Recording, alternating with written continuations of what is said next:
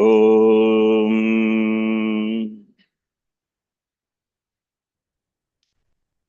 वक्रतुण्डमहाकाय सूर्यकोटिसमप्रभ निर्विघ्नं कुरु मे देव सर्वकार्येषु सर्वदा। सरस्वति नमस्तुभ्यं वरदे कामरूपिणि विद्यारम्भं करिष्यामि सिद्धिर्भवतु मे सदा। गुरुर्ब्रह्मा गुरुर्विष्णुः गुरुर्देवो महेश्वरः गुरुः साक्षात् परं ब्रह्म तस्मै श्री गुरवे नमः। ॐ सहना भवतु सहनौ भुनक्तु सह वीर्यङ्करवावहै तेजस्विनावधीतमस्तु मा विद्विषावहै। ॐ शान्तिः शान्तिः शान्तिः। अथ तृतीयोऽध्यायः ध्यानम्। ॐ उद्यद्भानुसहस्रकान्तिमरुणक्षौमां शिरोमालिकाम् रक्तालिप्तपयोधरां जपवटीं विद्यामभीतिं वरम् हस्ताब्जैर्दधतीं त्रिनेत्रविलसद्वक्त्रारविन्दश्रियम् देवीं बद्धइमां शुरत्नमुकुटां वन्दे रविन्दस्थिताम्। ॐ ऋषिरुवाच। You can start Sindhuraji, followed by Sonalaji, then Renikaji, then Geetaji, and finally Shantaji. Yeah. ध्यानम् अथ तृतीयोऽध्यायः ध्यानम्।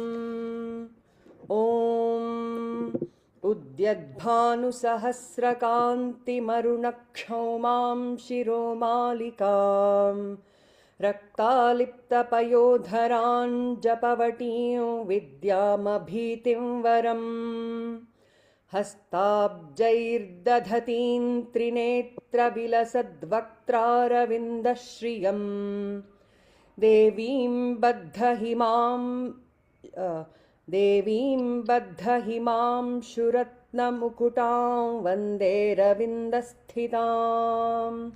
ॐ ऋषिरुवाच। Two times, Sharanji, or just once? Yeah, please do it.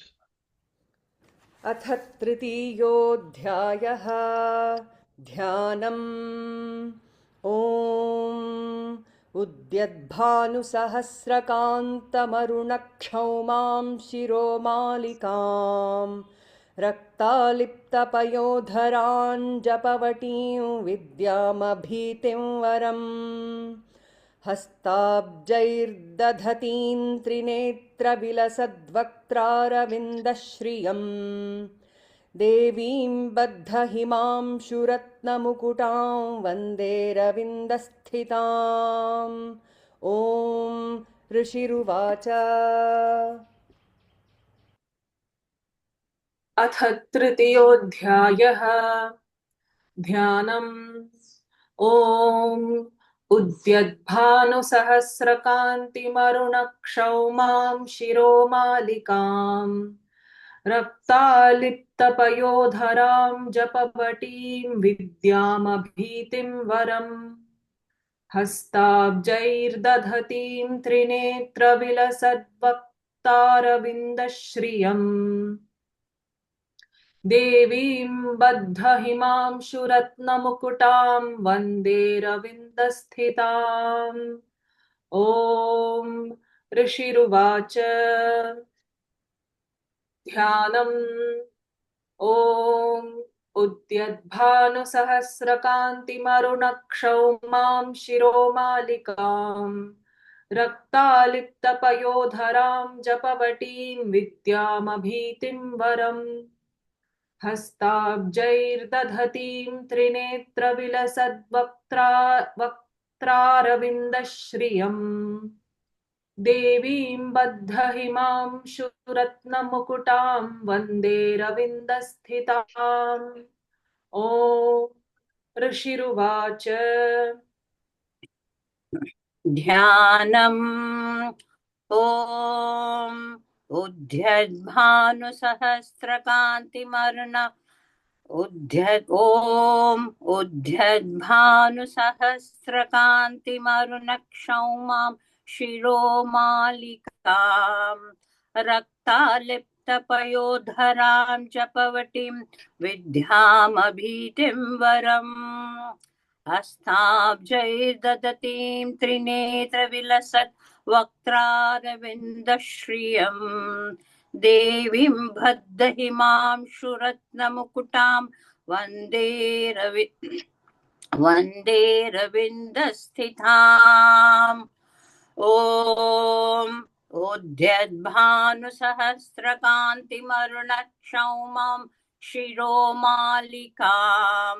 रक्तालिप्तपयोधरां जपवटीं विद्यामभीतिं वरम् हस्ताब्जैर्दधतीं त्रिनेत्रविलसत् वक्त्रारविन्दश्रियम् देवीं बद्धहिमांशुरत्नमुकुटां वन्दे रविन्दस्थिताम् ॐ ऋषिरुवाच अथ तृतीयोऽध्यायः ध्यानम् ॐ उद्यद्भानुसहस्रकान्तिमरुणक्षौमां शिरोमालिकां रक्तालिप्तपयोधरां जपवटीं विद्यामभीतिं वरम् हस्ताब्जैर्दधतीं त्रिनेत्रविलसद्वक्त्रारविन्दश्रियम् देवीं बद्धहिमांशुरत्नमुकुटां वन्दे रविन्दस्थिताम् ॐ उद्यद्भानुसहस्रकान्तिमरुणक्षौमां शिरोमालिकां रक्तालिप्तपयोधरां जपवटीं विद्यामभीतिं वरम् हस्ताब्जैर्दधतीं त्रिनेत्रविलसद्वक्त्रारविन्दश्रियम् देवीं बद्धहिमांशुरत्नमुकुटां वन्दे रविन्दस्थिताम् ॐ ऋषिरुवाच Ayodhara, not Bayodhara. ओके सर पयोदरा ध्यानम् ॐ उद्यद्भानुसहस्रकान्तिमरुणक्षौमां शिरोमालिकां रक्तालिप्तपयोधरां जपवटीं विद्यामभीतिं वरम् हस्ताब्जैर्दधतीं वक्त्रारविन्दश्रियम् देवीं बद्धहिमांशुरत्नमुकुटां वन्दे रविन्दस्थिताम् ध्यानम् ॐ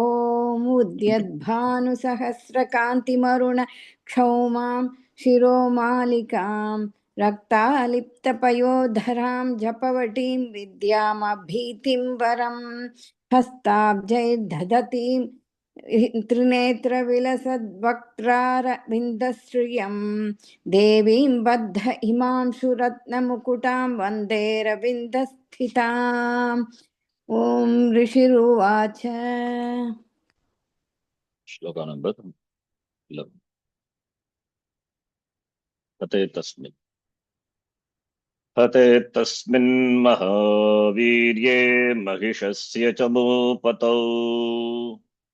हते तस्मिन् महावीर्ये महिषस्य च मूपतौ हते तस्मिन् महावीर्ये महिषस्य च मूपतौ हते तस्मिन् महावीर्ये महिषस्य चमूपतौ हते तस्मिन् महावीर्ये महिषस्य चमूपतौ हते तस्मिन् महावीरे महिषस्य चमूपतौ हते तस्मिन् महावीरे महिषस्य चमूपतौ महिषस्य च मूपतौ महिषस्य च मूपतौ हते तस्मिन् महावीर्ये महिषस्य च मूपतौ हते तस्मिन् महावीर्ये महिषस्य च मूपतौ हते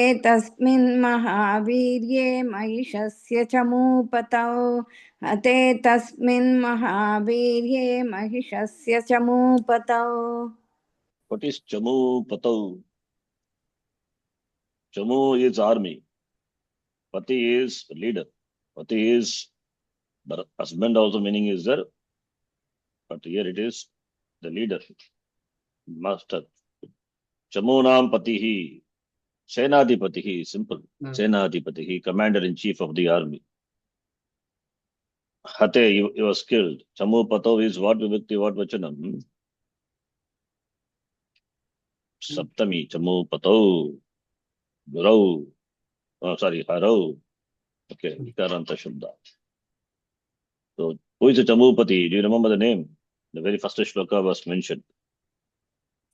First shloka, if you see, Nihanyamanam Tatsainyam, Avalokyanha Suraha, Senanihi, Chikshuraha. That's the name of the commander in chief of the army. If we can note down the names, it sometimes is useful to recollect, Otherwise, every time we have to go and find out. Okay. So he was killed. That we saw in the last class. आजगामगजारूढश्चामरस्त्रदशार्दनः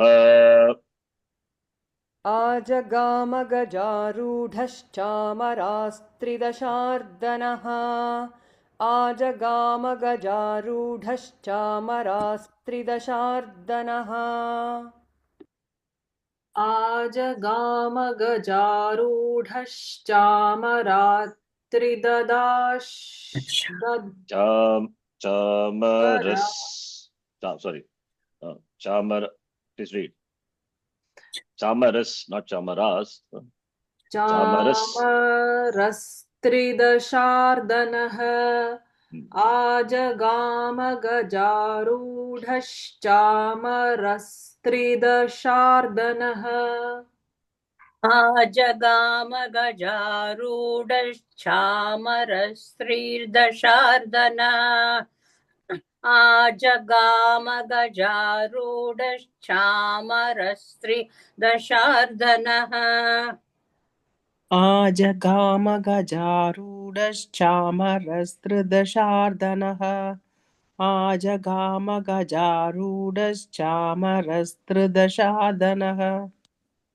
आजगामगजारूढश्चामरस्त्रिदशार्दनः आजगामगजारूढश्चामरस्त्रिदशार्दनः Today we have seen the word the tridashardanaha opposite to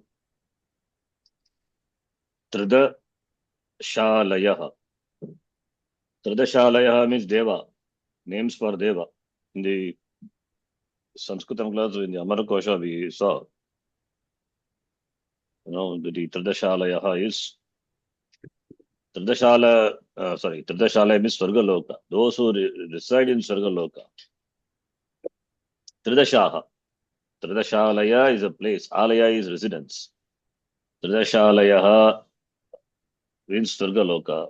And Tridashaha is Devaha. Opposite to them, those who are opponents of Devas, they are Asura. Therefore, Tridashardanaha. Like Janardanaha, Tridashardanaha means Asuraha ityartaha. Can you simply Asuraha, why Tridashardanaha? See, all these have to fit in the meter, so you have to use appropriate word. So Naisal, it means mastery of vocabulary. So Tridashardanaha. Okay. हते तस्मिन् महावीर्ये महिषस्य च मूपतौ आजगामगजारूढश्चामरस्त्रिदशार्दनः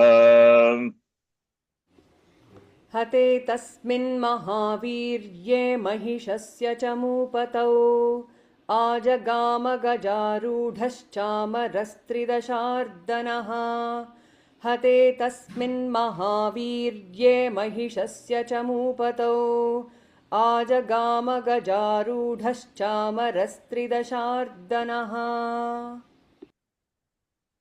हते तस्मिन् महावीर्ये महिषस्य जमूपतौ आजगामगजारूढश्चामरस्त्रिदशार्दनः हते तस्मिन् महावीर्ये महिषस्य चमूपतौ आजगामगजारूढश्चामरस्त्रिदशार्दनः हते तस्मिन् महावीरे महिषस्य चमूपतौ आजगामगजारूढश्चामरस्त्रिर्दशार्दनः हते तस्मिन् महावीरे महिषस्य चमूपतौ आजगामगजारूढश्चामरस्त्रिर्दशार्दनः हते तस्मिन् महावीर्ये महिषस्य चमूपतौ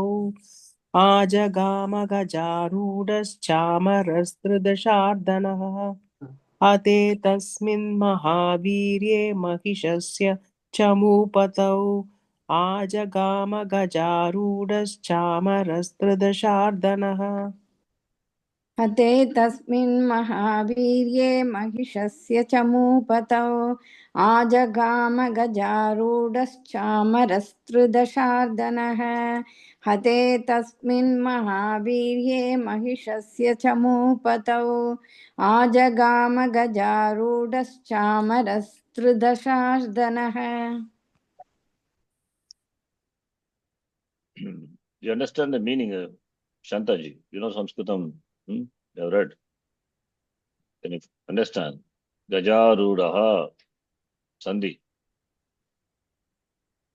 Cha. Amarastradashardanaha. Cha. Gajarudaha. Not Cha. Gajarudascha. Gajarudaha. Gajarudaha is one who is no. Arudaha. Then Cha, not Amara. It is the name of the person itself. Because Chamara, it will not work here.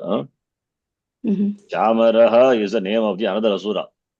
Is Tridashanaha is Asura. Tridashardanaha means Asura. He is mounted on Gaja, elephant. Ajagama, he came. I told you in the other before classes also, we have seen this in the word.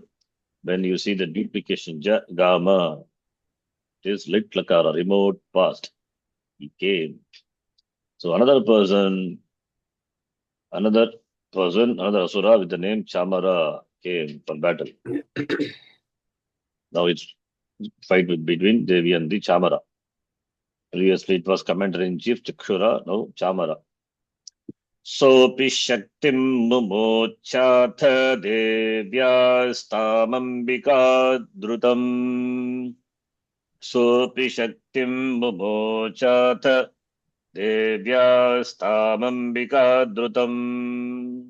सोऽपि शक्तिं मुमोचाथ देव्यास्तामम्बिकाद्रुतम् सोऽपि शक्तिं मुमोचाथ देव्यास्तामम्बिकाद्रुतम्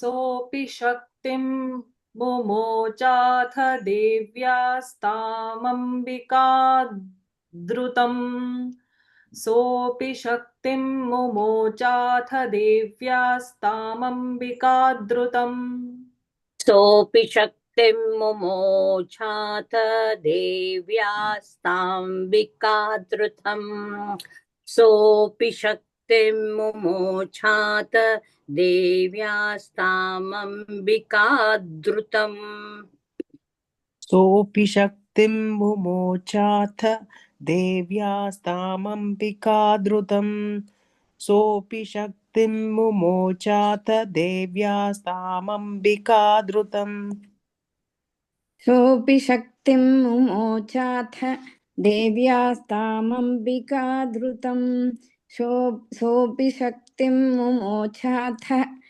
देव्यास्तामम्बिकाद्रुतम् ओङ्काराभिगतां भूमौ पातयामास निष्प्रभाम् ओङ्काराभिगतां भूमौ पातयामास निष्प्रभाम् हुङ्काराभिहतां भूमौ पातयामास निष्प्रभाम् हुङ्काराभिहतां भूमौ पातयामास निष्प्रभाम्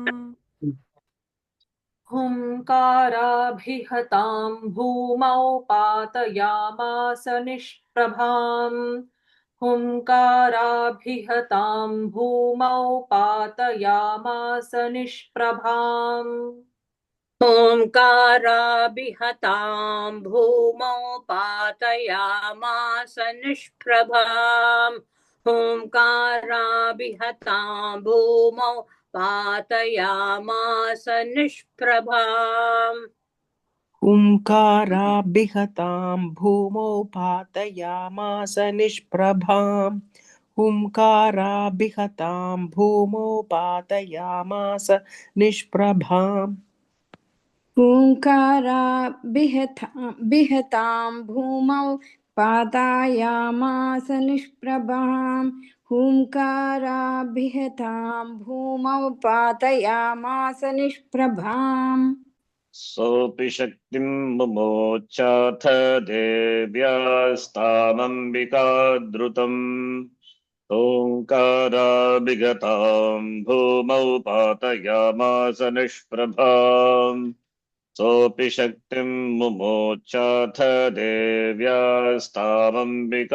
द्रुतम् ओङ्काराभिगतां भूमौ पातयामास निष्प्रभाम् सोऽपि शक्तिं मुमोचाथ देव्यास्तामम्बिकाद्रुतम् हुङ्काराभिहतां भूमौ पातयामास निष्प्रभाम् सोऽपि शक्तिं मुमोचाथ देव्यास्तामम्बिकाद्रुतम् हुङ्कारभिहितां भूमौ पातयामास निष्प्रभाम् Hunkarabigatam. By Hunkarabigatam, she hit.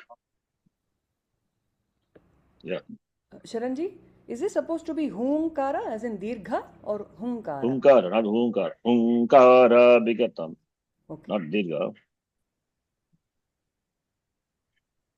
सोऽपि शक्तिं मुमोचाथ देव्यास्तामम्बिकाद्रुतम् हुङ्काराभिहता भूमौ पातयामास निष्प्रभा सोऽपि शक्तिं मुमोचाथ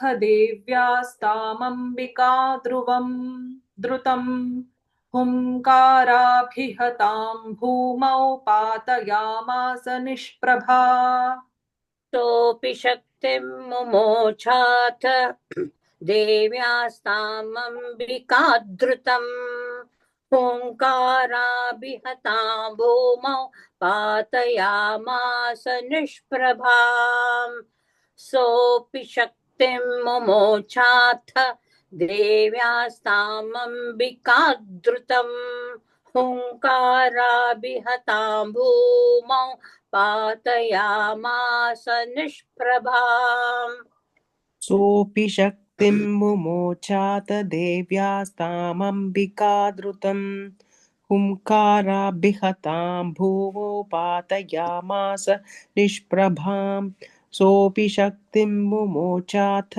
देव्यास्तामम्बिकाद्रुतम् हुङ्काराभिहतां भूमौ पातयामास निष्प्रभाम् सोऽपि शक्तिं मुमोचाथ देव्यास्तामम्बिकाद्रुतं हुङ्काराभिहतां भूमौ पातयामास निष्प्रभाम् सोऽपि शक्तिं मुमोचाथ देव्यास्तामम्बिकाद्रुतं हुङ्काराभिहतां भूमौ पातयामास निष्प्रभाम् Sahas is that referring to Chamara. Shakti Mamocha through the spear and Devya Devi.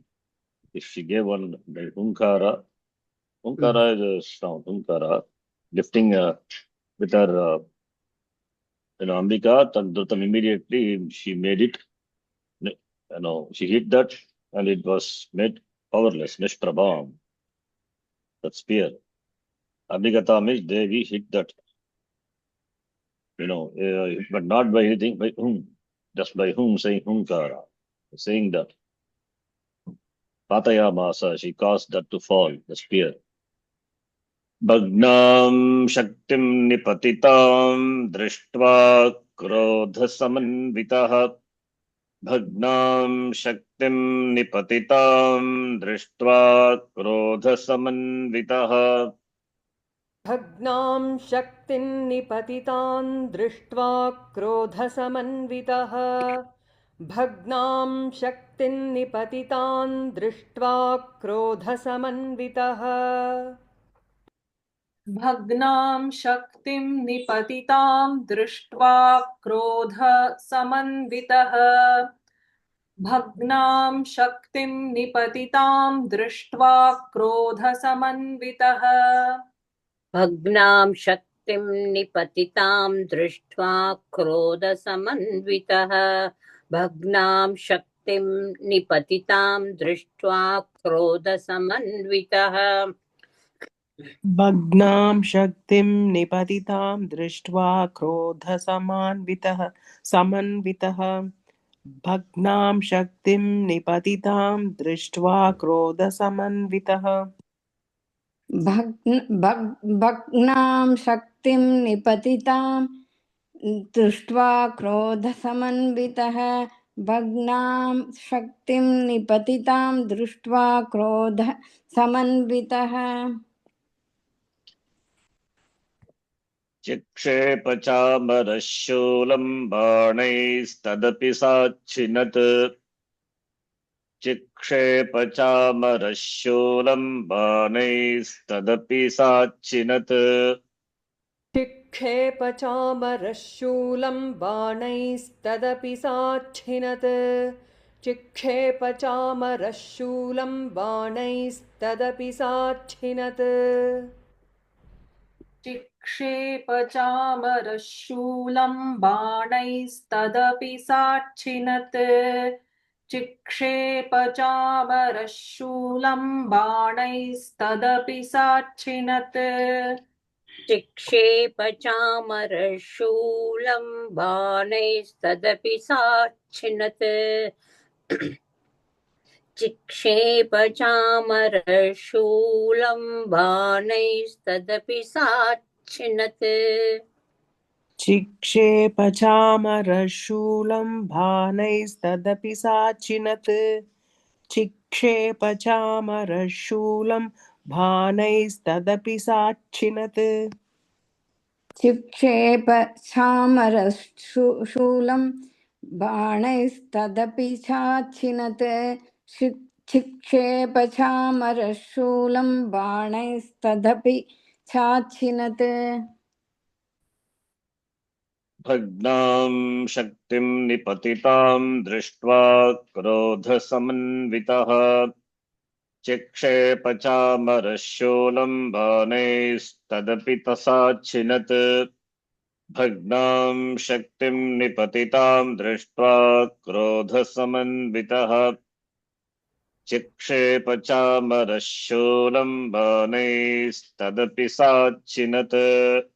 भग्नां शक्तिं निपतितां दृष्ट्वा क्रोधसमन्वितः चिक्षेपचामरशूलं बाणैस्तदपि साच्छिनत् भग्नां शक्तिं निपतितां दृष्ट्वा क्रोधसमन्वितः चिक्षेपचामरशूलं बाणैस्तदपि साच्छिनत् भग्नां शक्तिं निपतितां दृष्ट्वा क्रोधसमन्वितः चिक्षेपचामरशूलं बाणैस्तदपि साच्छिनत् भग्नां शक्तिं निपतितां दृष्ट्वा क्रोधसमन्वितः चिक्षेपचामरशूलं बाणैस्तदपि साच्छिनत् भग्नां शक्तिं निपतितां दृष्ट्वा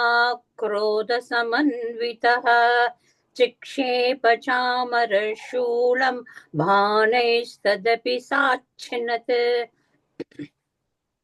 भग्नां शक्तिं निपतितां दृष्ट्वा क्रोधसमन्वितः चिक्षेप चामरशूलं बाणैस्तदपि साच्छिनत् भग्नां शक्तिं निपतितां दृष्ट्वा क्रोधसमन्वितः चिक्षेप चामरशूलं बाणैस्तदपि साच्छिनत् भग्नां शक्तिं निपतितां दृष्ट्वा क्रोधसमन्वितः चिक्षेप चामरशूलं बाणैस्तदपि साच्छिनत् भग्नां शक्तिं निपतितां दृष्ट्वा क्रोधसमन्वितः चिक्षेप चामरशूलं बाणैस्तदपि चाचिनत् भग्नां शक्तिं निपतितां दृष्ट्वा क्रोधसमन्वितः चिक्षेप चामरशूलं बाणैस्तदपि ददपि चाचिनत् तदपि बाणैः तदपि सा तदपि अच्छिनत्. That asura through Shakti, having seen that fallen on the ground, powerless, then he is angry, became angry. Krodha samanvitaha, saha asuraha, tradashadanaha. Having seen the Shakti, the spear, fallen on the ground, because Devi just by saying whom, she made it fall. So Chikshepa, then the Chamaraha is the name of the asura. Don't split the Cha plus Amaraha. It's not the Sandhi. Chamaraha is the name. Then don't think Chamara is the Chamara, the fan. That is maybe the meaning, but Chamara is the name of the asura here. He threw Shula. That also Devi by her Bana broke. Banahi, that also Sachinat, she broke. Okay. Tatasimha samutpatya gajakumbhantare stitaha. Tatasimha samutpatya gajakumbhantare stitaha. ततः सिंहः समुत्पत्य गजकुम्भान्तरे स्थितः ततः सिंहः समुत्पत्य गजकुम्भान्तरे स्थितः ततः सिंहः समुत्पत्य गजकुम्भान्तरे स्थितः ततः सिंहः समुत्पत्य गजकुम्भान्तरे स्थितः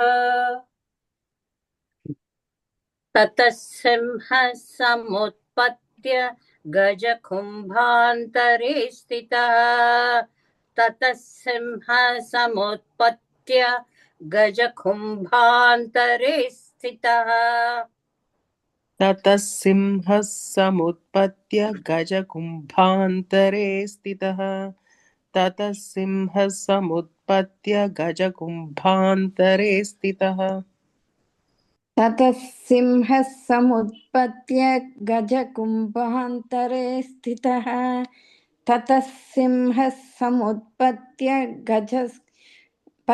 गजकुम्भान्तरे स्थितः बाहुयुद्धेन युयुधे तेनोच्चैस्त्रिदशारिणा बाहुयुद्धेन युयुधे तेनोच्चैस्त्रिदशारिणा बाहुयुद्धेन युयुधे तेनोच्चैस्त्रिदशारिणा बाहुयुद्धेन युयुधे तेनोच्चैस्त्रिदशारिणा बाहुयुद्धेन युयुधे तेनोच्चैस्त्रिदशारिणा बाहुयुद्धेन युयुधे तेनोच्चैस्त्रिदशारिणा बाहुयुद्धेन युयुधे तेनोच्चैस्त्रिदशारिणा बाहुयुद्धेन युयुधे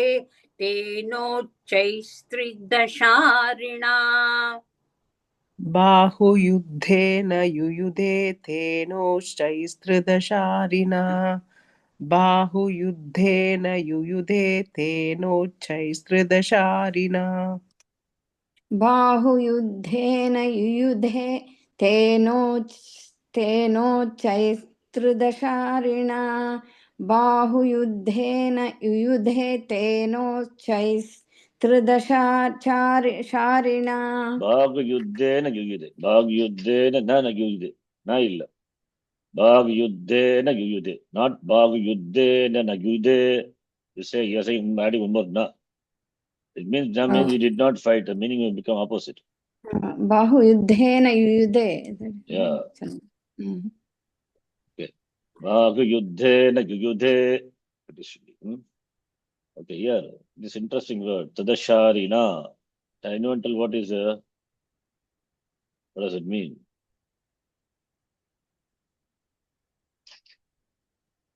The Sanskritam, I mean, just now I told, Tradashardanaha is enemy of the Asura. Devas. Devas. That is Asuraha, Tradashardanaha. Tradasha is a name of the Devas.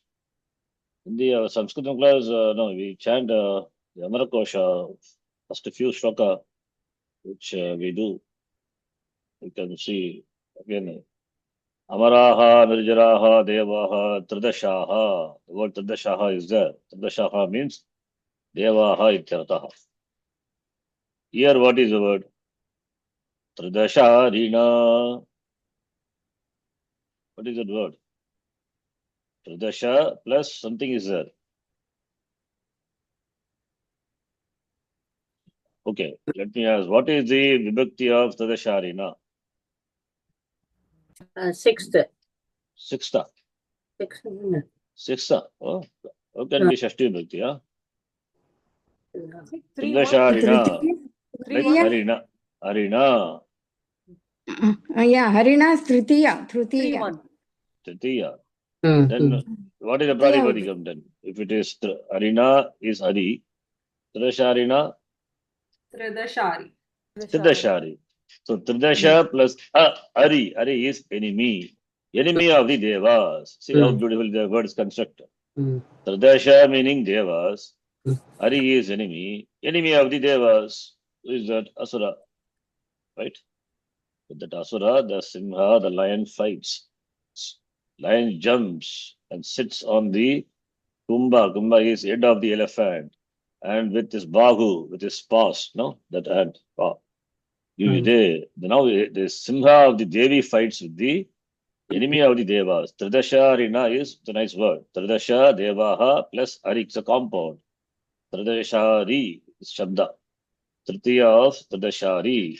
Like Hari. Shabda Harina. Tridasharina. A little Sanskritam, not big thing, huh? You know, some simple Shabda you can easily make it. Tridasha plus Hari is a compound. Savanidhirga Sandhi. Tridashari. Pratipadikam. And if you decline Tritiya Bhakti, like Harishabda, Harina, Tridasharina, Yuyudhe, what Yuyudhe is fought to Simha, not Devi. Simha Pratama Bhakti. Simha Yuyudhe. Tata Simha Samutpatya Gajakumbhantare Stitaha. Have you read that? 2 times? Not yet. Not 2 times. Okay. Bhagayuddhena Yuyudhe Teno Chaistridasharina. ततः सिंहः समुत्पत्य गजकुम्भान्तरे स्थितः बाहुयुद्धेन युयुधे तेनोच्चैस्तदशारिणा. ततः सिंहः समुत्पत्य गजकुम्भान्तरे स्थितः बाहुयुद्धेन युयुधे तेनोच्चैस्त्रिदशारिणा. ततः सिंहः समुत्पत्य गजकुम्भान्तरे स्थितः बाहुयुद्धेन युयुधे तेनोच्चैस्त्रिदशारिणा. ततः सिंहः समुत्पत्य गजकुम्भान्तरे स्थितः बाहुयुद्धेन युयुधे तेनोच्चैस्त्रिदशारिणा. ततः सिंहः समुत्पत्य गजकुम्भान्तरे स्थितः बाहुयुद्धेन युयुधे तेनोच्चैस्त्रिदशारिणा. ततः सिंहः समुत्पत्य गजकुम्भान्तरे स्थितः बाहुयुद्धेन युयुधे तेनोच्चैस्त्रिदशारिणा ततः सिंहः समुत्पत्य गजकुम्भान्तरे स्थितः बाहुयुद्धेन युयुधे तेनोच्चैस्त्रिदशारिणा ततः सिंहः समुत्पत्य गजकुम्भान्तरे स्थितः बाहुयुद्धेन युयुधे तेनोचैस्त्रदशारिणा ततः सिंहः समुत्पत्य गजकुम्भान्तरे स्थितः बाहुयुद्धेन युयुधे तेनोचैस्त्रदशारिणा ततः सिंहः समुत्पत्य गजकुम्भान्तरे स्थितः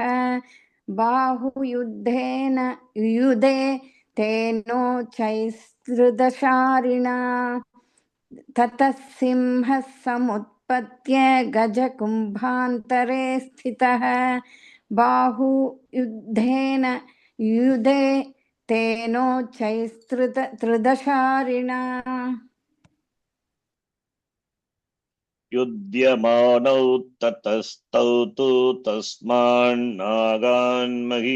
गतौ युध्यमानौ ततस्तौ तु तस्मान्नागान्महीं गतौ गतौ युध्यमान ओके प्लीज युध्यमानौ ततस्तौ तु तस्मान्नागान् महीं गतौ युध्यमानौ ततस्तौ तु तस्मान्नागान् महीं गतौ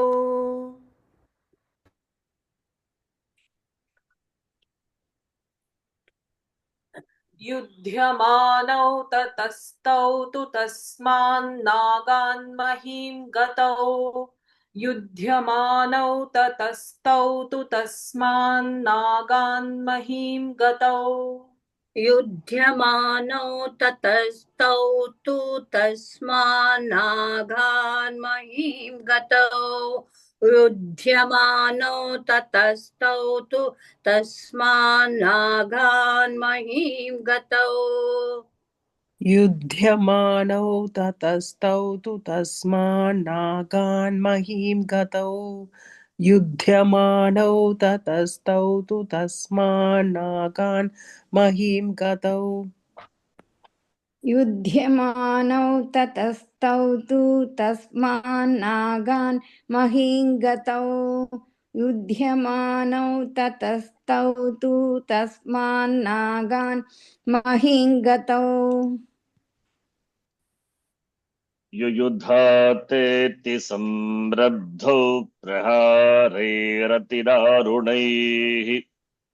युयुधातेति संरब्धौ प्रहारैरतिदारुणैः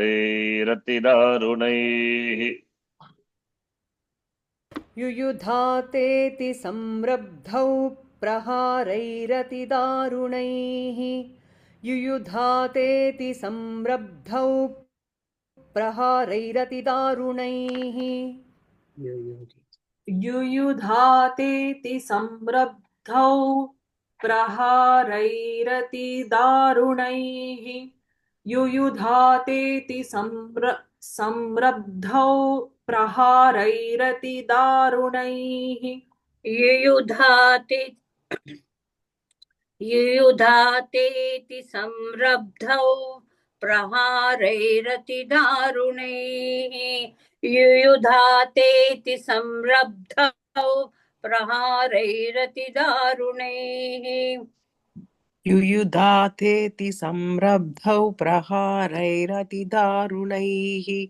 युयुधातेति संरब्धौ प्रहारैरतिदारुणैः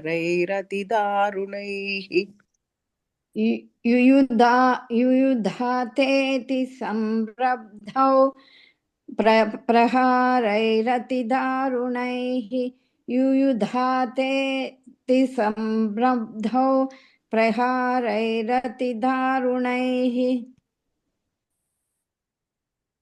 युध्यमानौ ततस्तौ तु तस्मान्नान्महीं गतौ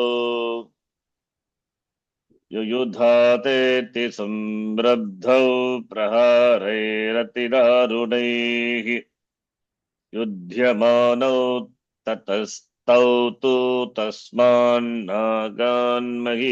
गतौ युयुधातेति संरब्धौ प्रहारैरतिदारुणैः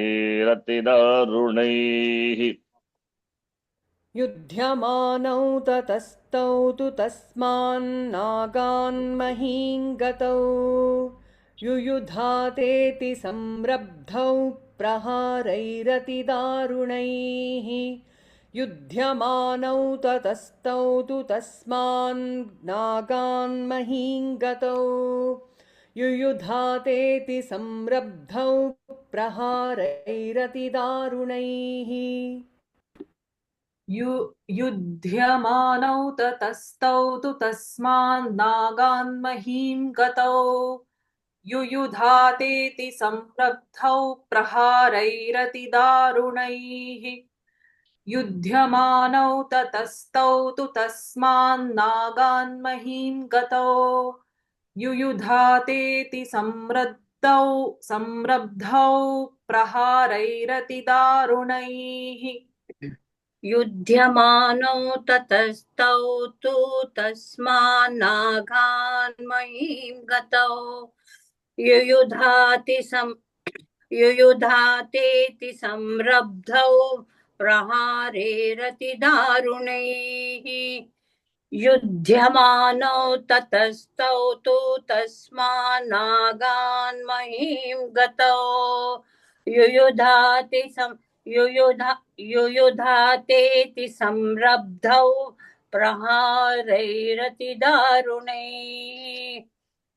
युध्यमानौ ततस्तौ तु तस्मान्नागान्महीं गतौ युयुधातेति संरब्धौ प्रहारैरतिदारुणैः युध्यमानौ ततस्तौ तु तस्मान्नागान्महीं गतौ युयुधातेति संरब्धौ प्रहारैरतिदारुणैः युध्यमानौ ततस्तौ तु तस्मान्नागान्महीं गतौ युयुधातेति संरब्धै प्रहारैरतिदारुणैः युध्यमानौ ततस्तौ तु तस्मान्नागान्महीं गतौ युयुधातेति संरब्धै प्रहारैरतिदारुणैः युधातेति संरब्धौ, not Rabdau, samrabdhau. Rabdau, sorry.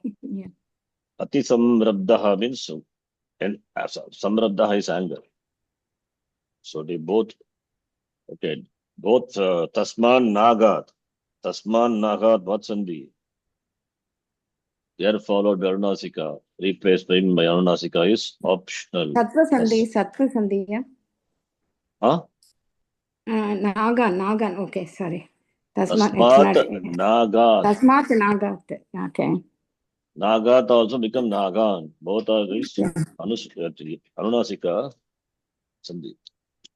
Anunasika. It is optional. Nagat is Panchami Bhakti. Apadane Panchami. They fell down from the Naga is elephant. Because elephant jumped on the Kumbhastito, sitting on the head of the elephant, that Simha, the lion, or the Devi fought. Then both they fell down. Mahim Gato. Mahi is Prithvi. Gato means they went. They went means what? They patitau ityartha. Then both Yudhate, Ati Samradho, ended with anger. They each give prahara, means blows. The terrible blows. Okay. Therefore, they are fighting now. The fight between the Vahana of the Devi and the Asura, Chamara. Tato vegat khamutpatya nipatya chamrgarinam. Tato vegat khamutpatya nipatya chamrgarina. Mrgarina also similar to Harina.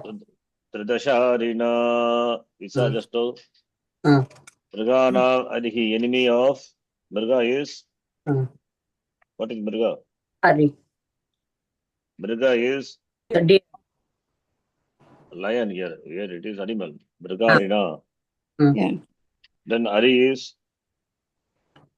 Ari's enemy. Enemy. So what does that mean? Enemy of the. Enemy of Simha. the Simha. It's interesting. So tato vegat kamutpatya nipatya cha miharina. Okay, I'll tell what's the meaning. When you read a full shloka, we'll understand. The compound is very interesting. Depends on the context. We have to interpret the compound. Yeah, please chat. Tato vegat kamutpatya nipatya cha mrigarina. Please do.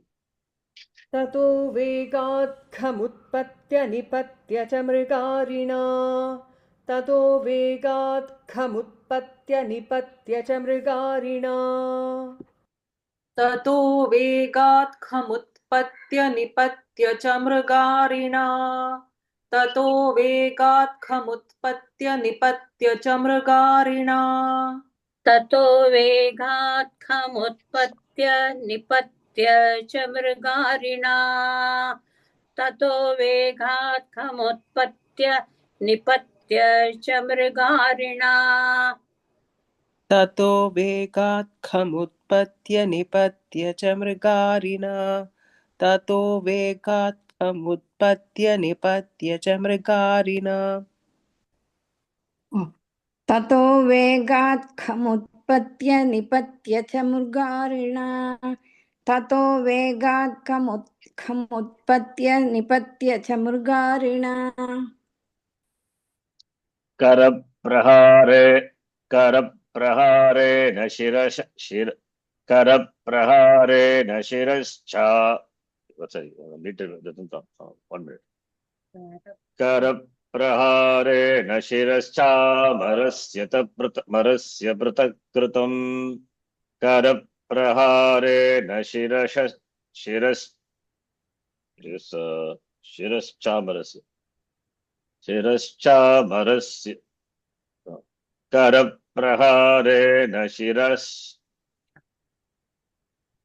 करप्रहारेण okay. करप्रहारेण शिरश्चामरस्य पृथक् कृतम्. करप्रहारेण शिरश्चामरस्य पृथक् कृतम्. If you say Shiraha, then the meter will be very clear. But anyway, it's okay. Sandhi. Karapraharena Shiraha Chamarasya Pratak Kritam. Meter comes, but Sandhi is done. That's why. Okay. Yeah, please do. करप्रहारेण शिरश्चामरस्य पृथक् कृतम् करप्रहारेण शिरश्चामरस्य पृथक् कृतम् करप्रहारेण शिरश्चामरस्य पृथक् कृतम् करप्रहारेण शिरश्चामरस्य पृथक् कृतम् करप्रहारेण शिरश्चामरस्य पृथक् कृतम् करप्रहारेण शिरश्चामरस्य पृथक् कृतम् करप्रहारेण शिरश्चामरस्य पृथक् कृतम् करप्रहारेण शिरश्चामरस्य पृथक् कृतम् करप्रहारेण शिरश्चामरस्य पृथक् कृतम् करप्रहारेण शिरश्चामरस्य पृथक् कृतम् Tato Vegat Kamutpatya Nipatya Chamrgarina. Karapraharena Shiraschamarasya Pratak Kritam. Tato Vegat Kamutpatya Nipatya Chamrgarina. करप्रहारेण शिरश्चामरस्य पृथक् कृतम्. ततो वेगात्खमुत्पत्य निपत्य च मृगारिणा करप्रहारेण शिरश्चामरस्य पृथक् कृतम् ततो वेगात्खमुत्पत्य निपत्य च मृगारिणा करप्रहारेण शिरश्चामरस्य पृथक् कृतम् ततो वेगात् खमुत्पत्य निपत्य च मृगारिणा करप्रहारेण शिरश्चामरस्य पृथक् कृतम् ततो वेगात् खमुत्पत्य निपत्य च मृगारिणा करप्रहारेण शिरश्चामरस्य पृथक् कृतम् ततो वेगात् खमुत्पत्य निपत्य च मृगारिणा करप्रहारेण शिरश्चामरस्य पृथक् कृतम् ततो वेगात् खमुत्पत्य निपत्य च मृगारिणा करप्रहारेण शिरश्चामरस्य पृथक् कृतम् ततो वेगात् खमुत्पत्य निपत्य च मृगारिणा करप्रहारेण शिरश्चामरस्य पृथक् कृतम् ततो वेगात् खमुत्पत्य निपत्य च मृगारिणा करप्रहारेण शिरश्चामरस्य पृथक् कृतम् ततो वेगात् खमुत्पत्य निपत्य च मृगारिणा करप्रहारेण शिरश्चामरस्य पृथक् कृतम् ततो वेगात् खमुत्पत्य निपत्य च मृगारिणा करप्रहारेण शिरश्चामरस्य पृथक् कृतम्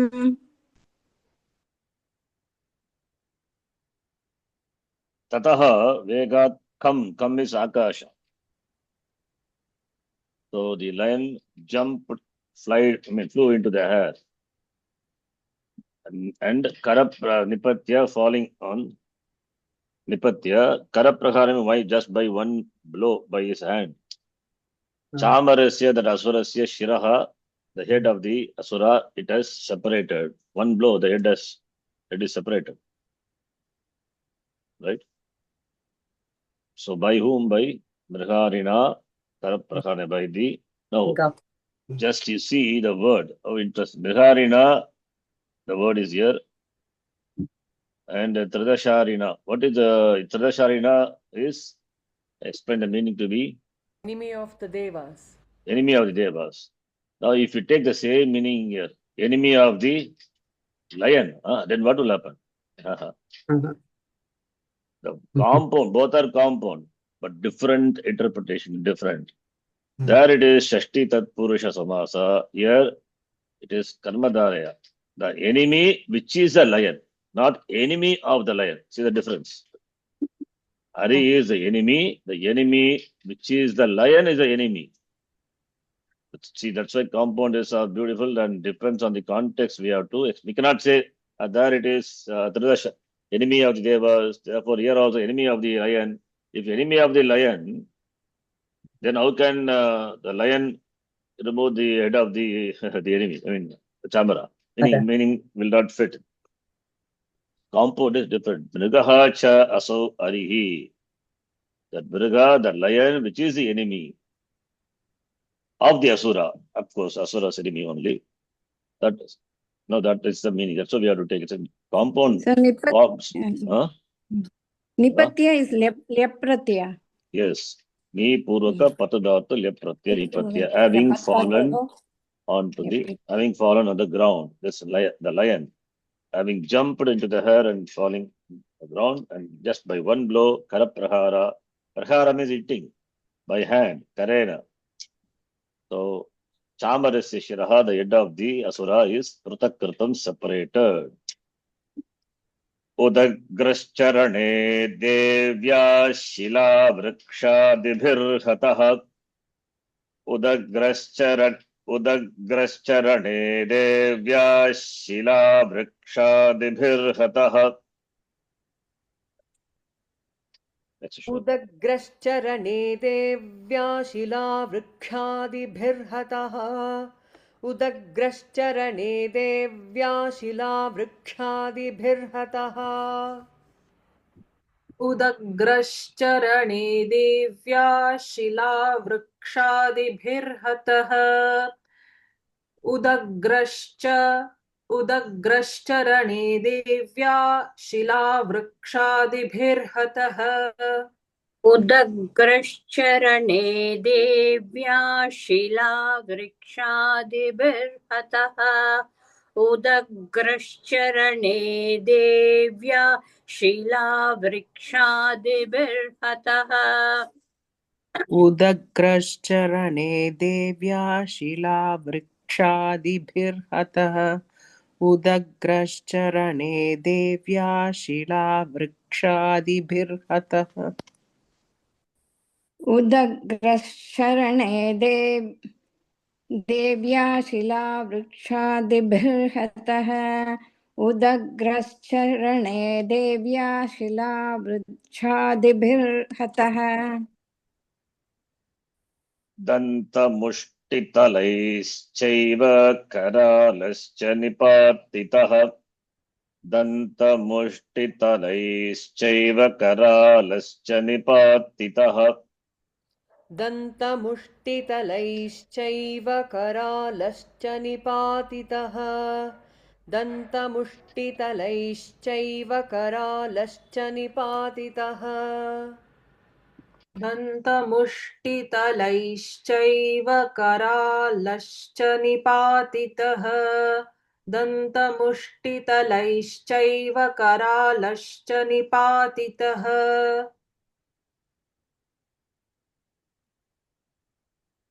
Renukaji. Not there. Okay, maybe next she person. left. Next person, yeah. दन्तमुष्टितलैश्चैव करालश्च निपातितः दन्तमुष्टितलैश्चैव करालश्च निपातितः Should we call Renukaji or should we call the Swami name? I don't know, whatever it is. I call Renukaji. She may not, like it. I don't know. To call Did you by- hear me? Did you Yeah. hear me? Oh, Sharon? yeah, you are back now. How should I call you? Tell me, please. No, I lost my connection. Did you hear me? No, you were not there at all. Okay, I just say I thought I had said. Oh, Okay, but how do I call you? Tell me first. I know. No, I thought I didn't see the Wi-Fi going. No. I'm asking you how to address you now. Should I call you by your Purvashma name or new name? Whatever. How do you, which makes you comfortable? Whatever it is. I'll just chant. Udagracharane devya Shila vrikshadibirhataha Udagracharane devya Shila vrikshadibirhataha. Okay, I'll call you by your Swami name. Okay, that's proper actually. It's because this my samskara is not calling you. That's why I call by the name. Anyway, I'll call you by your new name. Yes, that's proper. Yes, please read. Next person. Okay. दन्तमुष्टितलैश्चैव करालश्च निपातितः दन्तमुष्टितलैश्चैव करालश्च निपातितः. In fact, in Ramakrishna Math, when we were there, we never addressed Swamis by his Swami name. You know, we address by Purvashma name only. Really? Yeah, we address. So we say, for example, where is Sampath Maharaj? Sampath is now Swami is some Swami Ananda Puri. We don't call by that name. We are always called by where is that Sampath Maharaj? Or even any Swami for that matter. Where is Sudhir Maharaj? Sudhir is maybe my friend is now Mahanta of Advaita Ashrama. I know him very well. Is Shuddhidhananda. But where is Sudhir? Similarly, Alok Maharaj. Like that, we address only, call them inside the monastery. In fact, we don't know the Swami name. We address them only by Purvashma name. Is it That's because you knew them from before or? Yeah, we know them before. Yes, Yeah. that's right. Or even otherwise also, even the newly joined Brahmacharis, because they hear, people calling him by the pre-monastic name. That the same thing they do it also. I mean, but it's okay. But some, I don't know. The Arshvidya Gurukulam, it's not like that. We call them by the monastic name. Purashma name, they may feel offended also. I don't know. This is also, why you call me by that name? You should call me this. Now I am Swami. Some people say auto. But far as I mean, because I know how in Ramakrishna Math they talk, so I don't have problem. I mean, they are addressed by the Purvashama name also. Nothing wrong in that. That's why I asked. Anyway. Charanji, I have a question. So a Swami is without gender, right? But why do we say Swami Actually, and yes. Swamini? Yeah. Actually, it should Why be. do we say Swamini? See, Swami means master. Swamini is mistress. I mean, the Srilinga for that. Yeah. Therefore, there should be no gender actually. Everyone Yeah. is Swami only. Was Swami, Yeah. Swamini. It's all not grammatically correct. By principle, it is not correct, because Yeah, there's a I nurse. find it odd because I don't see them as man or woman. You cannot just say it's Swami and whatever Ananda and whatever the Dashanami Sampradaya, that name, Saraswati Puri, whatever it is. That Swamini and all are just for to identify them, for the transactional purpose, whether they are stealing or pulling, we don't know the gender. That's why it is used. But Swami is Swami only. Yeah. But his knee is there or not doesn't matter.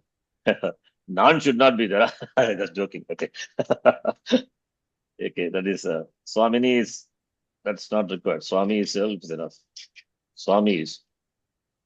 So Yeah, when they introduce, even you can say Swami only. It will not be Swamini. yeah. Grammatically, Swamini is fine. In Chinmaya Mission and in Sharda, I they think call Amma, Swami only. that is Yeah. all generally. Generally, yes. And just Swami only. Amma and Amba. That is very, like we call everybody Amma and Amba. So Yeah, that's okay. That Amma, that is there. Even here they call some Amma only. That's fine. But when you write or when you tell what's been your name, then we say Swami, yes. Swamini. That is not Swami only. Okay, there's not gender not required. Anyway, fine. Have we done that? Udagraha. I didn't do the Danta Mushti Talesh Chaiva. Please do. उदग्रश्चरणे देव्या शिलावृक्षादिभिर्हतः दन्तमुष्टितलैश्चैव करालश्च निपातितः उदग्रश्चरणे देव्या शिलावृक्षादिभिर्हतः दन्तमुष्टितलैश्चैव करालश्च निपातितः. Udagra, name of the Asura. Udagraha and Karalaha is another name of the another Asura. Name of another Asura. Both the Devi, both of them Devi finished. Okay. How she finished? One she finished by stone, vriksha, etc., by trees, etc. Other one by Danta Mushti, by fist of her hand. Now the next shloka number 18. Devi Kruddha Gada Pataischurnayamasa Chodhatam. Devi Kruddha Gada Pataischurnayamasa Chodhatam. देवी क्रुद्धा गदापातैश्चूर्णयामास चोद्धतम् देवी क्रुद्धा गदापातैश्चूर्णयामास चोद्धतम्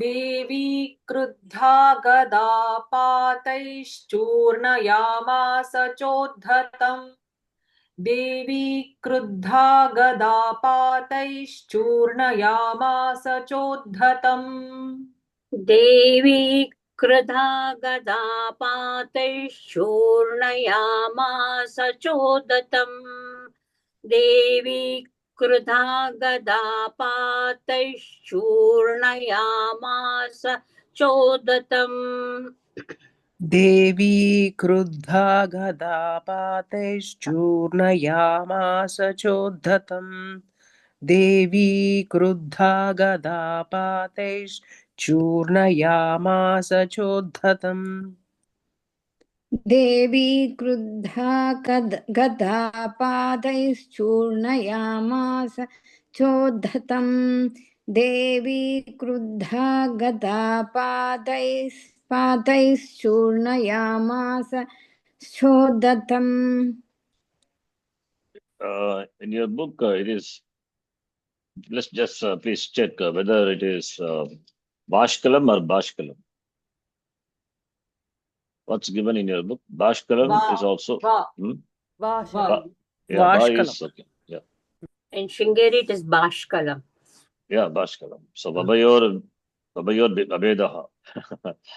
That's okay. So you can say Var Bashkalam. Yeah, Bashkalam Bindi Palena Banaistamram Tathandhakam. Bashkalam Bindi Palena Banaistamram Tathandhakam. Charanji, are we saying ba or va?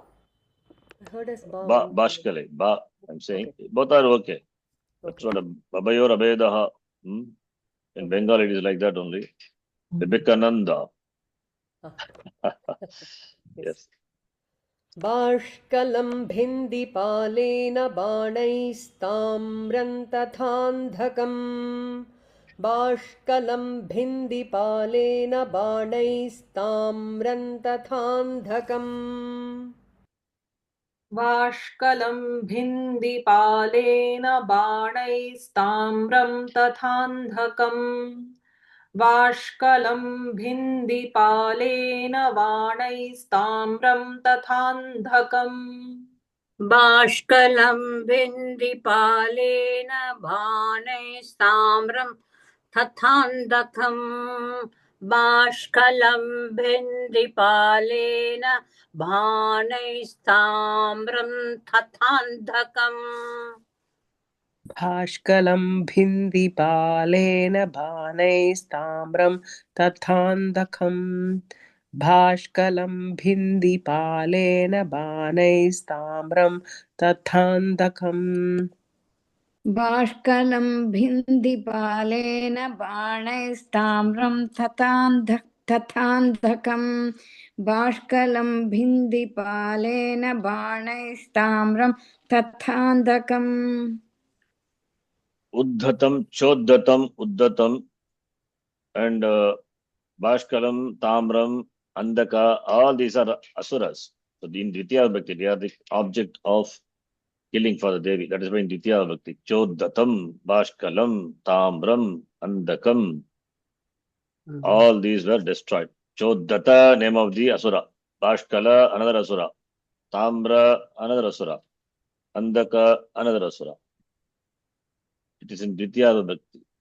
All are Akaranta, Pullinga Shabda, because it is the object, therefore Dvitiya Vibhakti. Kruddha Devi, Gadapatehi, she pulverized, Churnayamasa, pulverized. Similarly, Bashkalam also by Bindipala. Bindipala, I think, javelin. So, and Banehi, with arrows, Tamra and Tatan Andaka also she destroyed. Bindipala may be dart also. That's a javelin. I see. Okay. Did we chant 2 times? No. No. I mean that with 2 lines together. No, No, no. Charanji. Not it. Devi Kruddha Gada Pataischurnayamasa Chodhatam Bashkalam Bindipalena Banaistamram Tathandhakam Devi Kruddha Gada Pataischurnayamasa Chodhatam Bashkalam Bindipalena Banaistamram Tathandhakam. देवी क्रुद्धा गदापातैश्चूर्णयामास चोद्धतम् बाष्कलं भिन्दिपालेन बाणैस्ताम्रं तथान्धकम् देवी क्रुद्धा गदापातैश्चूर्णयामास चोद्धतम् बाष्कलं भिन्दिपालेन बाणैस्ताम्रं तथान्धकम् देवी क्रुद्धा गदापातैश्चूर्णयामास चोद्धतम् वाष्कलं भिन्दिपालेन बाणैस्ताम्रं तथान्धकम् देवी क्रुद्धा गदापातैश्चूर्णयामास चोद्धतम् वाष्कलं भिन्दिपालेन बाणैस्ताम्रं तथान्धकम् देवी क्रुधा गता देवी पातैः क्रुद्ध, okay, not क्रुद्ध क्रुद्ध, क्रु, क्रुद्धा क्रु, का रेपा क्रु, क्रुद्ध, क्रु, ओ sound, it is ostia. Yeah, please do it. देवी क्रुधा गता Not क्रुद्ध, क्रुद्धा, क्रुद्धा क्रुद्धा. क्रुद्धा क्रुद्धा देवी क्रुद्धा गता पातैश्चूर्णयामास चोदतम् बाष्कलं भिन्दिपालेन बाणैस्ताम्रं तथान्धकम् देवी क्रुद्धा गता देवी क्रुद्धा, क्रुद्धा, देवी देवी क्रुद्धा करेक्ट क्रुद्धा, क्रुद्ध, क्रुद्धा, क्रुद्धा. देवी क्रुद्धा गता पातैश्चूर्णयामास चोदतम् बाष्कलं भिन्दिपालेन बाणैस्ताम्रं तथान्धकम् देवी क्रुद्धा गदापातैश्चूर्णयामास चोद्धतम् भाष्कलं भिन्दिपालेन बाणैस्ताम्रं तथान्धकम् देवी क्रुद्धा गदापातैश्चूर्णयामास चोद्धतम् भाष्कलं भिन्दिपालेन बाणैस्ताम्रं तथान्धकम् देवी क्रुद्धा गता पातैश्चूर्णयामास चोद्धतम् बाष्कलं भिन्दिपालेन बाणैस्ताम्रं तथान्धकम् देवी क्रुद्धा गदापातैश्चूर्णयामास गदा, चोद्धतम् पातै, not पात, पातै पातै. देवी क्रुद्धा गदा पातैश्चूर्णयामास चोद्धतम् बाष्कलं भिन्दिपालेन बाणैस्ताम्रं तथान्धकम् उग्रास्यमुग्रवीर्यं च तथैव च महाहनुम् उग्रास्यमुग्रवीर्यं च तथैव च महाहनुम् उग्रास्य मुग्रवीर्यं च तथैव च महाहनुम् उग्रास्य मुग्रवीर्यं च तथैव च महाहनुम् उग्रास्यमुग्रवीर्यं च तथैव च महाहनुम् उग्रास्यमुग्रवीर्यं च तथैव च महाहनुम् उग्रास्य मुग्रवीर्यं च तथैव च महाहनुम् उग्रास्य मुग्रवीर्यं च तथैव च महाहनुम् उग्रास्यमुग्रवीर्यं च तथैव च महाहनुम् उग्रास्यमुग्रवीर्यं च तथैव च महाहनुम् उग्रास्यमुग्रवीर्यं च तथैव च महाहनुम् उग्रास्यमुग्रवीर्यं च तथैव च महाहनुम् त्रिनेत्रा च त्रिशूलेन जघान परमेश्वरी त्रिनेत्रा च त्रिशूलेन जघान परमेश्वरी त्रिनेत्रा च त्रिशूलेन जघान परमेश्वरी त्रिनेत्रा च त्रिशूलेन जघान परमेश्वरी त्रिनेत्रा च त्रिशूलेन जघान परमेश्वरी त्रिनेत्रा च त्रिशूलेन जघान परमेश्वरी त्रिनेत्रा च त्रिशूलेन जघान परमेश्वरी त्रिनेत्रा च त्रिशूलेन जघान परमेश्वरी त्रिनेत्रा च त्रिशूलेन जघान परमेश्वरी त्रिनेत्रा च त्रिशूलेन जघान परमेश्वरी त्रिनेत्रा च त्रिशूलेन जघान परमेश्वरी त्रिनेत्रा च त्रिशूलेन जघान परमेश्वरी उग्रास्य मुग्रवीर्यं च तथैव च महाहनुम् त्रिनेत्रा च त्रिशूलेन जघान परमेश्वरी. You can chant, simple one.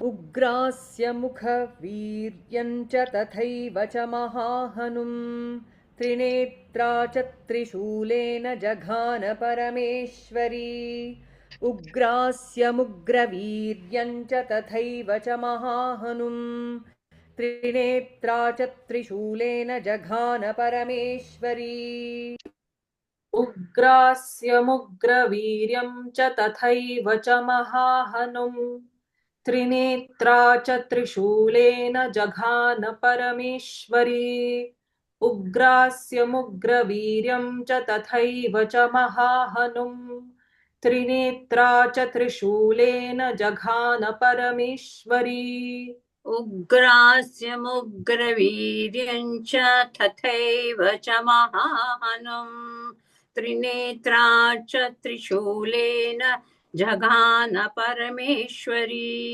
उग्रास्य मुग्रवीर्यं च तथैव च महाहनुम् त्रिनेत्रा च त्रिशूलेन जघान परमेश्वरी उग्रास्य मुग्रवीर्यं च तथैव च महाहनुम् त्रिनेत्रा च त्रिशूलेन जघान परमेश्वरी उग्रास्य मुग्रवीर्यं च तथैव च महाहनुम् त्रिनेत्रा च त्रिशूलेन जघान परमेश्वरी उग्रास्य मुग्रवीर्यं च तथैव च महाहनुम् त्रिनेत्रा च त्रिशूलेन जघान परमेश्वरी उग्रास्य मुग्रवीर्यं च तथैव च महाहनुम् त्रिनेत्रा च त्रिशूलेन जघान परमेश्वरी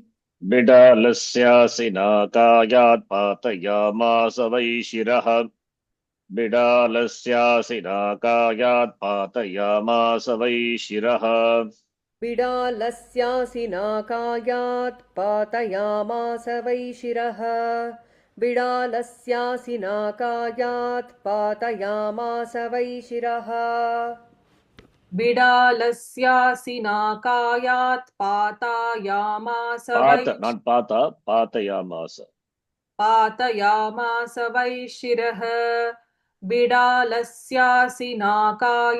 पातयामास वै शिरः बिडालस्यासि नाकायात् पातयामास वै शिरः बिडालस्यासि नाकायात् पातयामास वै शिरः बिडालस्यासि नाकायात् पातयामास वै शिरः बिडालस्यासि नाकायात् पातयामास वै शिरः बिडालस्यासिनाकायात् पातयामास वै शिरः बिडालस्यासिनाकायात् पातयामास वै शिरः दुर्धरं दुर्मुखं चोभौ शरैर्निन्येयमक्षयम् दुर्धरं दुर्मुखं चोभौ शरैर्निन्येयमक्षयम् दुर्धरं दुर्मुखं चोभौ शरैर्निन्येयमक्षयम् दुर्धरं दुर्मुखं चोभौ शरैर्निन्येयमक्षयम् दुर्धरं दुर्मुखं चोभौ शरैर्निन्यैयमक्षयम् शरैर्निन्ये निन्येयमक्षयम् दुर्धरं दुर्मुखं चोभौ शरैर्निन्येयमक्षयम् दुर्धरं दुर्मुखं क्षोभौ शरैर्निन्येयमक्षयम् दुर्धरं दुर्मुखं क्षोभौ शरैर्निन्येयमक्षयम् दुर्धरं दुर्मुखं चोभौ शरैर्निन्येयमक्षयम् दुर्धरं दुर्मुखं चोभौ शरैर्निन्येयमक्षयम् दुर्धरं दुर्मुखं चोभौ शरैर्निन्येयमक्षयम् दुर्धरं दुर्मुखं चोभौ शरैर्निन्येयमक्षयम् बिडालस्यासि नाकायात् पातयामास वै शिरः दुर्धरं दुर्मुखं चोभौ शरैर्निन्येयमक्षयम् बिडालस्यासि नाकायात् पातयामास वै शिरः दुर्धरं दुर्मुखं चोभौ शरैर्निन्येयमक्षयम् बिडालस्यासि नाकायात् पातयामास वै शिरः दुर्धरं दुर्मुखं चोभौ शरैर्निन्येयमक्षयम् बिडालस्यासि नाकायात् पातयामास वै शिरः दुर्धरं दुर्मुखं चोभौ शरैर्निन्येयमक्षयम् बिडालस्यासि नाकायात् पातयामास वै शिरः दुर्धरं दुर्मुखं चोभौ शिरैर्निन्येयमक्षयम् बिडालस्यासि नाकायात् पातयामास वै शिरः दुर्धरं दुर्मुखं चोभौ शिरैर्निन्येयमक्षयम् Is it Shirai? Sorry? Sharai. शरैर्निन्ये. Thank Sharai, you. not Shirai, sorry. Oh, Sharai. Thank I didn't look at that. Sharai. Sharai is arrow. बिडाला बिडालस्यासि नाकायात् पातयामास वै शिरः दुर्धरं दुर्मुखं क्षोभौ शरैर्निन्येयमक्षयम् बिडालस्यासि नाकायात् पातयामास वै शिरः दुर्धरं दुर्मुखं क्षोभौ शरैर्निन्येयमक्षयम् बिडालस्यासि नाकायात् पातयामास वै शिरः दुर्धरं दुर्मुखं चोभौ शरैर्निन्येयमक्षयम् बिडालस्यासि नाकायात् पातयामास वै शिरः दुर्धरं दुर्मुखं चोभौ शरैर्निन्येयमक्षयम् बिडालस्यासि नाकायात् पातयामास वै शिरः दुर्धरं दुर्मुखं चोभौ शरैर्निन्येयमक्षयम् बिडालस्यासि नाकायात् पातयामास वै शिरः दुर्धरं दुर्मुखं चोभौ शरैर्निन्येयमक्षयम्. So Devi killed all these asuras. Nothing else is there. Ugrasya, Ugravirya, name of the asuras. Mahahanu, then Bidala, Durdara, Durmukha, all the people she, Sharehi, Yamakshayam, she killed. Sharai Ninye, Yamakshayam. Sharehi is arrow.